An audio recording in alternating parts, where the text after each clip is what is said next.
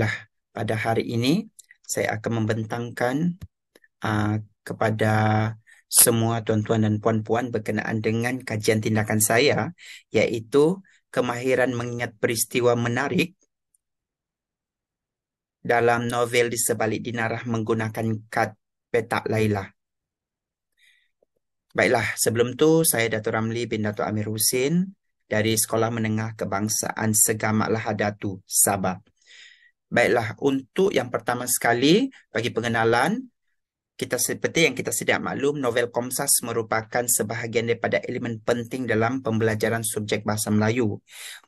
Terkini, untuk novel Komsas ini telah diajar secara penyerapan melalui dokumen standard kurikulum dan pentaksiran di SKP, iaitu dalam aspek 4.0, iaitu seni bahasa. Jadi, saya ingin tunjukkan kepada tuan-tuan dan puan-puan berkenaan dengan isu yang saya telah dapat melalui PDP yang saya telah laksanakan di dalam kelas. Baiklah, yang pertama sekali, murid tidak dapat menyenaraikan peristiwa penting yang terdapat dalam novel Di Sebalik Dinara.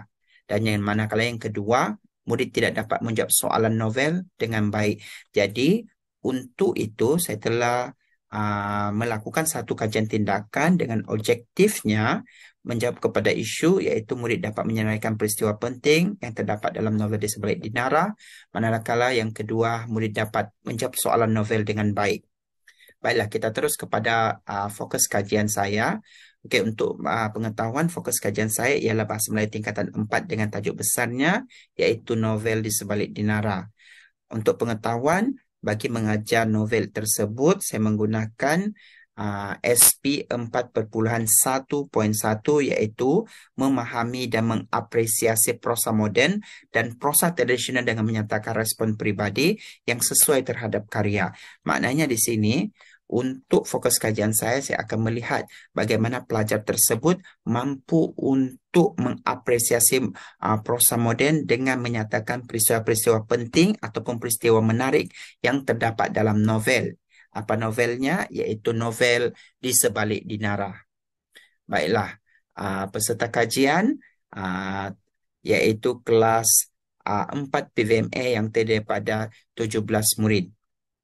Okey, murid yang saya pilih ialah murid yang mendapat markah rendah untuk novel. Baiklah, saya terus kepada instrumen kajian. Baiklah, untuk instrumen kajian ataupun metodologi, saya menggunakan 3 kaedah, iaitu dengan menggunakan kaedah pemerhatian, iaitu saya akan melihat bagaimana cara pelajar itu menjawab soalan. Yang kedua, melalui kaedah soal selidik dan temu bual. Melalui temu bual ini, saya mendapat beberapa respon daripada murid. Yang pertama, murid tak faham cerita dalam novel kerana dia cakap terlalu banyak yang perlu dibaca. Dan yang kedua, respon daripada pelajar, terdapat pelajar yang tidak membaca novel lagi. Jadi, untuk yang ketiga, iaitu melalui analisis dokumen, iaitu melalui ujian pra dan pos, saya melihat bagaimana markah pelajar saya melalui Latitude. Saya dapati markah mereka sangat rendah. Baiklah, kita teruskan dengan pelaksanaan kajian. Untuk pelaksanaan kajian, saya telah menggunakan model kajian Kemis dan McTaggart. Okey. Bagaimana saya melaksanakan kajian tindakan saya melalui kaedah model kajian Kemis dan McTaggart, iaitu terdapat 4 perkara yang perlu saya lalui, iaitu yang pertama, merancang dengan meninjau masalah dan dengan memperkenalkan dan mencipta intervensi, iaitu apa intervensinya? Ialah kad petak Laila. Okey, yang kedua, saya bertindak dan melaksanakan kajian selama 3 bulan, iaitu daripada bulan April sehingga bulan Jun, dan menggunakan intervensi di dalam PDP. Manakala yang ketiga, saya telah memerhati, iaitu dengan memungut data secara pemerhatian, analisis dokumen dan soal selidik. Dan yang terakhir sekali, saya melakukan mereflek, iaitu mereflek kajian dan intervensi sama ada berkesan ataupun tidak, sama ada memberi kesan kepada murid, guru dan PDPC ataupun tidak. Jadi kita lihat apakah intervensi yang saya perkenalkan kepada pelajar Ini merupakan intervensi saya, iaitu kad petak Laila. Okey, apa itu kad petak Laila? Kad petak Laila ialah singkatan kepada kad peristiwa ataupun kad peristiwa, watak, nilai dan latar. Okey, dia sebenarnya akronim bagi nama peristiwa, watak, nilai dan latar. Okey, dan seterusnya, kad ini sebenarnya dalam bentuk kad lembaran kerja yang menggunakan konsep visual dan warna. Okey, berdasarkan visual dan warna. Dan yang ketiga, fokus utama di dalam kad ini iaitu terdapat peristiwa, iaitu latar, tempat, watak dan sebab peristiwa itu berlaku dengan mengetengahkan nilai yang ditonjolkan di dalam peristiwa yang terdapat dalam novel. Manakala yang kelima, sebenarnya kad ini mempunyai dua saiz, iaitu saiz yang pertama, saiz pelajar, saiznya kecil iaitu A4, manakala saiz guru, saiz besar sedikit iaitu dalam saiz A1. Baiklah, seterusnya ini merupakan gambar penggunaan kad di dalam kelas. Okey, dan juga kad ini turut digunakan di sekolah lain.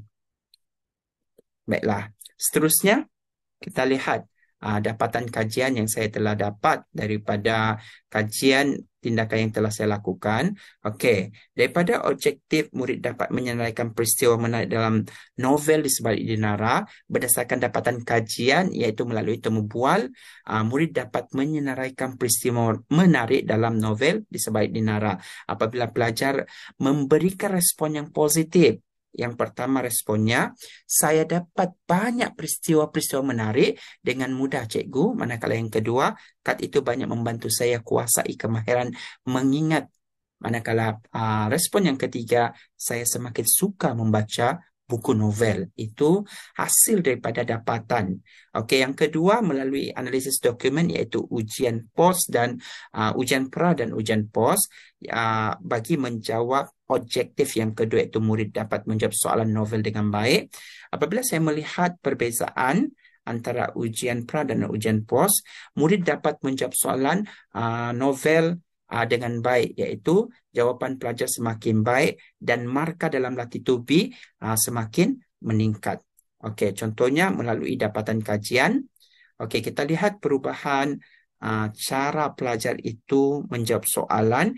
Okey, mula-mula sebelum saya memperkenalkan kad ini, cara jawapan pelajar agak menyedihkan apabila pelajar hanya mendapat markah 2 sahaja. Ini pelajar yang sama. Dan apabila pelajar diperkenalkan dengan kad petak Laila ni, jawapan pelajar sudah semakin matang dan pelajar boleh dapat markah penuh. Okey, kalau kita lihat kepada graf di bawah, iaitu perubahan markah purata. Sebelum ini markah purata bagi keseluruhan pelajar di dalam kelas itu adalah 2 markah sahaja daripada 10 markah. Namun setelah saya memperkenalkan kad petak Laila tersebut, purata markah pelajar mampu untuk dapat 7 markah secara purata. Baiklah. Seterusnya, refleksi kajian. Okey, saya cerahkan kepada 3 refleksi kajian. Yang pertama, murid dapat menyenaraikan peristiwa menarik dalam novel di sebalik dinara. Yang kedua, murid dapat menjawab soalan novel dengan baik. Manakala untuk guru pula, okey, refleksi kajiannya, yang pertama, menambah baik kaedah pengajaran dalam mata pelajaran Bahasa Melayu tingkatan 4 dan menjadikan guru itu lebih kreatif dan inovatif. Manakala yang ketiga dari aspek PDPC pula, kad tersebut mampu untuk menambah baik proses pengajaran dan pembelajaran. Jadi rasanya itu sahaja untuk hari ini. Sekian, terima kasih.